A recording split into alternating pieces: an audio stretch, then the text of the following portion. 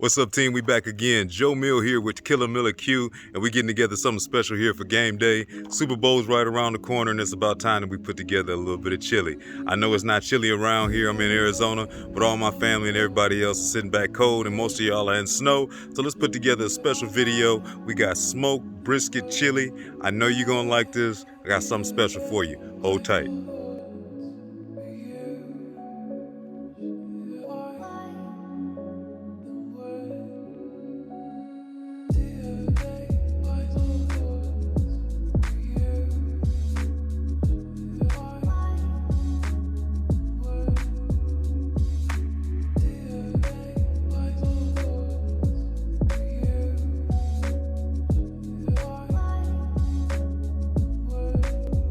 All right, so let's go ahead and dive into what we're going to be needing for today's cook. First off, we're going to be looking at about, and I'll put all the direct measurements and everything and the whole recipe in the description so that you got that. But we got our chopped brisket. This is the star of the show that we're going to be making this brisket chili out of. I did this brisket yesterday, chopped this baby all down, so it's all ready to go. We got about 3 pounds of that. We got a couple cans of the fire roasted diced tomatoes, along with just some crushed tomatoes. I would have rather getting fire roasted crushed tomatoes, but they didn't have it at my grocery store I was at, and I didn't feel like running around, so I went with that, along with some green chilies, 3 medium red onions, sorry. You got 2, I like beans in my chili, so I know this won't be necessarily a Texas style chili. This is going to be a Miller Q chili, but I think you're going to like it. We got kidney beans. You want to go ahead, and these are traditional, just ones that are out of the can. Strain and drain those, and then put those to the side. And then other than that, we got us a large red bell pepper, some minced garlic. Now this, if you don't know, that Chipotle's and adobe sauce, or I'm sure I said that wrong. That is great. We're going to be using about a half a can of that. This is going to be helping to really level this up. I actually had this from one of the barbecue boxes I used to have, and it made a great chili. Instead of using just, if you don't have obviously this, you can just use some additional chili powder. Using that, some ground cumin, some paprika. I didn't have any smoked paprika, otherwise I would have used that. And then whatever beer choice you want to use, I'd like to get something that's a little bit more hoppy, something that's not too dark, something that's not too light. This is actually a local brewery here, this Kilt Lifter here in Arizona, Four Peaks. I'll give them a quick shout out. This is actually a pretty good beer, but I thought it'd be a good one to go ahead and put into this chili. So literally, it might look like a lot of ingredients, but really a lot of this is going to be kind of dump and go. Now that you know what's going to be going in it, the direct measurements, again, will be in the description area. Now let's dive into exactly what we're going to do. All right, so we're going to be starting this off in your Dutch oven. Basically, I'm going to get everything going here in the house and get it up to a boil. And then we're going to be simmering this all day long over the pit. We're getting ready for Super Bowl Sunday. So it's going to be a brisket chili that I'm going to be able to have for the game, along with various other things. Maybe I'll take a short video just to kind of show you how we're doing do it for the game. But this is overall going to come out good. One thing that I did do, I'm bringing this Dutch oven up to temp. I actually threw in a little bit over a tablespoon of some tallow that I had from one of our briskets, just to kind of get everything going. The first thing that we're going to be doing is we're going to be dropping in these, there we go, these 3 red onions. And what we want to do is we're going to cook them down to the point that they get soft. So I don't know, it might take a few minutes to get them there. And then meanwhile, if you got yourself a good wooden spatula or something like that, that'll be good to kind of move them around. We want them to get nice and coated with this tallow that we got there in the bottom.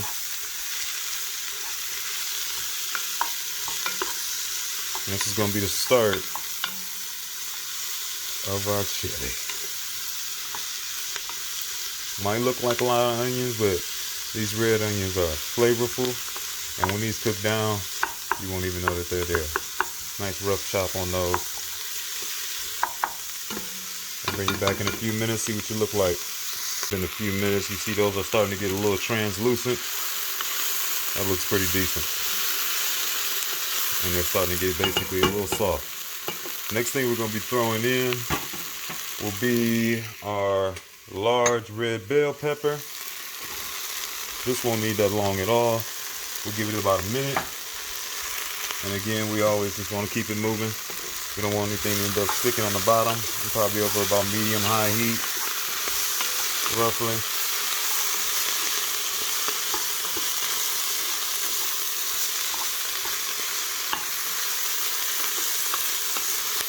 And the next thing that we'll be throwing in, that won't take long either, will be our minced garlic.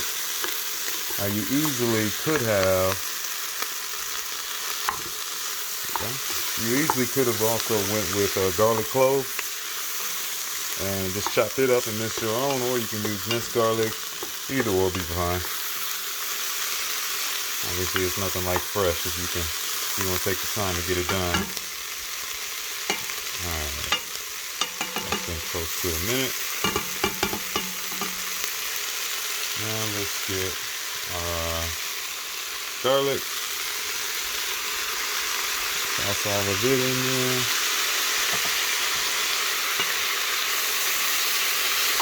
And get that all moving around. Actually, I wouldn't give this more than a minute at most.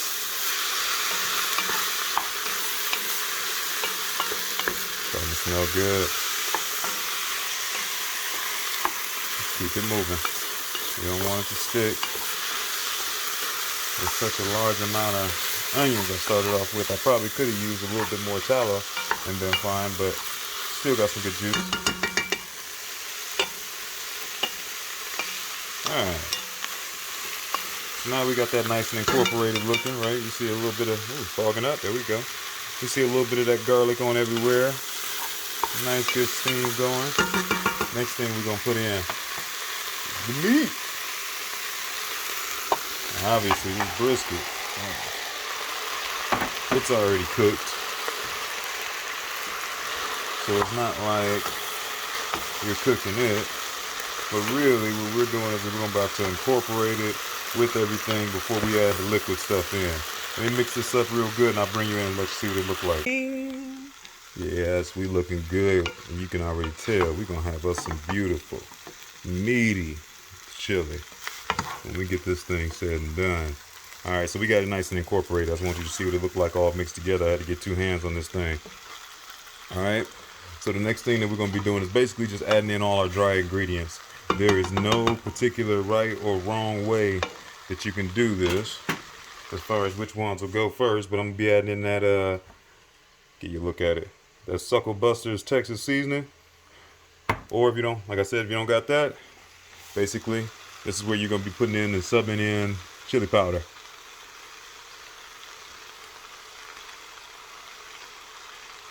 Alright, got that. Our ground cumin. Alright. And our paprika. And now we're going to mix this up well. Mix that up real well so you can get that seasoning on everything. Another reason why, again, I like using these wooden spoons is, you know, I had to learn the hard way. You can really beat up your pots and everything trying to use a regular spoon, especially when you got stuff that's actually got seasonings and you can be deglazing and scratching the bottom of it and everything. So this really allows me to get up under there, flip everything over, mix it and incorporate it really well. This smells like good chili already. With this seasonings in here and these peppers and everything. So pretty much now that we got everything nice and incorporated, I'm gonna come over the top and we're gonna add a little bit of liquid to it. And we'll be adding in that Kilt lifter beer from Four Peaks. And I didn't even take the top off yet. Hold up. Alright, got the top off now. So I'll let this beer come up to room temperature. So I mean, if you're pouring in a cold beer, keep in mind it's just gonna take a little bit longer for this to go. We're using the whole beer. Again, you can use whatever beer you wanted. I wanted to go with something that's kind of more on the IPA range, but not too dark of a beer. But I also didn't want nothing that was just too light or anything that was too sweet. I think this is going to give it a good flavor. Basically, this is going to give us some moisture. If you don't want to use beer, you could easily sub in something like beef broth or something like that. But basically, all I'm going to do now is mix this all around, get this nice incorporated, and we want to bring this up to a boil. So I got this going already. It's been boiling a little bit so far, and pretty much what I'm doing along the way is I'm just keeping it moving. I just wanted to bring you back in and let you know that right now what we're doing is we're actually letting this cook in a little bit, giving it a little bit of moisture, but then also we're giving this beer, and you probably smell it as you're moving it around, a little bit of time for that alcohol to cook off, so you're not really going to be tasting that too much on the back end, but like I said, it'll give you a little bit of flavoring in there with the meat and kind of letting everything kind of come together with that smoke. And after we get a couple more, about another minute, I'm pretty much keep it mixing, and then we're going to be pretty much adding in everything else in no particular order. So we'll get those diced tomatoes in there, the crushed tomatoes, the green chilies, the chilies and adobe sauce, and then the kidney beans. Let's get it moving. So we've been cooking down for a while now. I adjusted back my peppers a little bit. I feel like that might have been too hot, and keep some other people's palates in mind. So I got a little bit lighter on the adobe peppers. You don't need a ton of this, but at the end of the day, it brings a ton of flavor in there. And you can always add some along the way as you're simmering, give it a taste. Add my chilies in. We're basically just adding in everything else. So there's no particular order. Some of these fire roasted tomatoes. Again, I have all the direct amounts for you in the description. Some crushed tomatoes.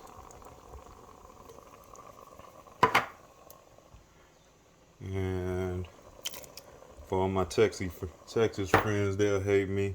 Let me get a little bit of beans in here. Alright, now we're going to stir this up. Get this again back up to a boil.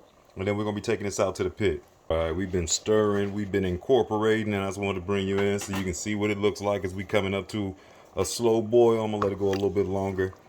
This is super meaty. Obviously, pretty much, I mean, everything in here is cooked. I mean, other than you got, canned stuff in there, but that stuff is dead beyond dead too. So, hey, truthfully, everything in here is pretty much cooked. You can give it a taste to at least kind of get an idea what your flavor is going to be like. But now it's just going to be about letting everything come together, letting some of that brisket let out some more of that flavor into the rest of this, and it's all going to stew nicely. So I'm going to get this boiling a little bit more, and then we're going out to the pit, and I'm going to be leaving this uncovered. So that way we can basically let the smoke get in. The smoke is more or less just going to be getting on the top. So then as we be going along, I'm going to probably be coming in every 45 minutes, 30 minutes, something like that. And I'll be stirring it and just keeping it going. And we're going to let this simmer down all day. This will get a little bit more juice out of it. You'll see it along the way as we go. And we'll be all ready for tomorrow in this bowl. A couple minutes have went by. I forgot to mention that I was going to cover this so I can hold on to that moisture. Always catch that top. And obviously now we boiling. That's where I want it to be. It's time to make the transfer. We out to the pit. Ooh, it is bright out here. All right, we got this thing rolling. Ooh, what's that back there chilling out? Could it be another brisket in the midst? Yeah, it's Super Bowl. We gotta have some fun. So we about to get this pot onto the smoker. All right, so we on. So remember when we stirring this, I don't want to break my whole roux up. So I'm just going to go down in the corners and kind of just bring it together. Make sure I scrape that bottom a little bit. And then I'll probably rotate it along the way. So I'll bring you back along, and we just going to let this baby simmer. I'm cooking along at 250, and we're leaving it uncovered. And we're going to let this hang out with this brisket over here. All right, now I had a quick second to say, while I'm in the middle putting together something special for you, make sure that if you haven't, take a second to like and subscribe. If you're new, thanks for coming to the channel and supporting Killer Miller Q and hanging out with us today. Make sure that you hang on to the end so you can see what we're going to put alongside this brisket chili. And I'm going to go ahead and do you a favor, and I'll make sure that I add the whole thing in the description area so that you got the recipe too. Let's do it. Hey team, we've been smoking along about an hour here, and we're gonna jump in. There we go. We're getting some nice color on this brisket. I know we don't got nothing to do with this cook, but it's in here enjoying life too. And as you can see, you look at the top, we starting to get a little bit more liquid coming out of there, and you can see a little darker look. It's like I said, slide down the side, and that's how we're gonna stir. We don't want to try to break this thing up. All my little beans, all my pretty little pieces of meat. I can already tell this baby's getting softer.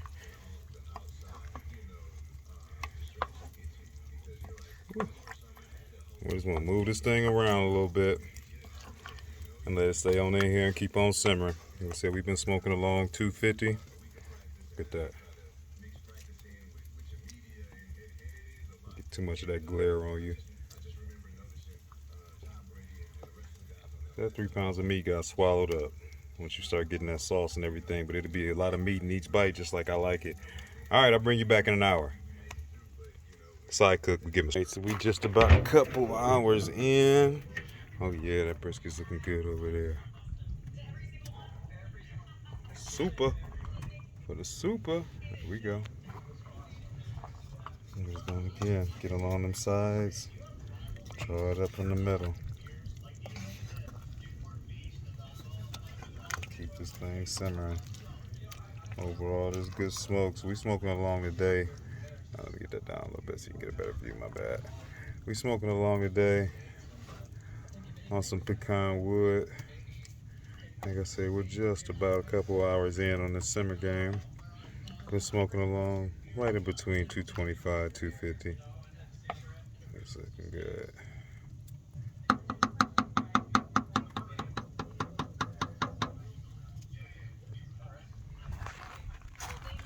Hold tight. All right, team, we back. I'm losing daylight quick, but we got everything done. First off, I'm gonna go over here on my special friend. I want you to check out, we made some cheddar jalapeno cornbread to go with this alongside this brisket chili. I let this brisket chili simmer in the smoker there. I'm gonna let you bring it here close so you can check it out. We'll move this thing around. I tell you now, every bite is full of meat. We were cooking at 250. Oh yeah, that smells great. 250 over oak. We're gonna have to give this a try. So let's put it together. I'm gonna let you know who I'm going with for tomorrow already with my cup. As we get together the first pot or the first cup of chili. Leave a little room for my garnish. I want to get this a taste here first. This is a no-no. This is piping hot.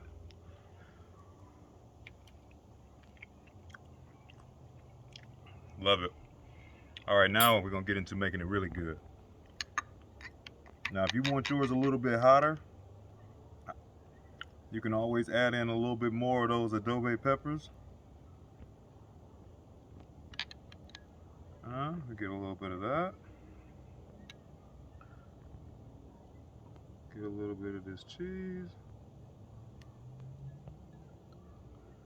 And a little bit of these green onions. Just like that. We'll set that there. And now we're gonna go ahead and bless into this cornbread. Oh, that's soft like cake.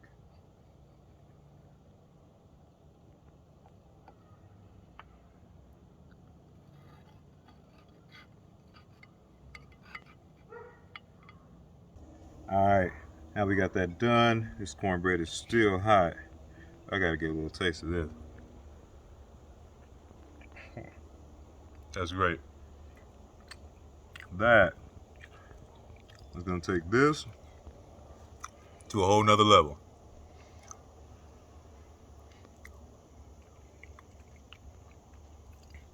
Killer Miller Q, thanks for hanging out.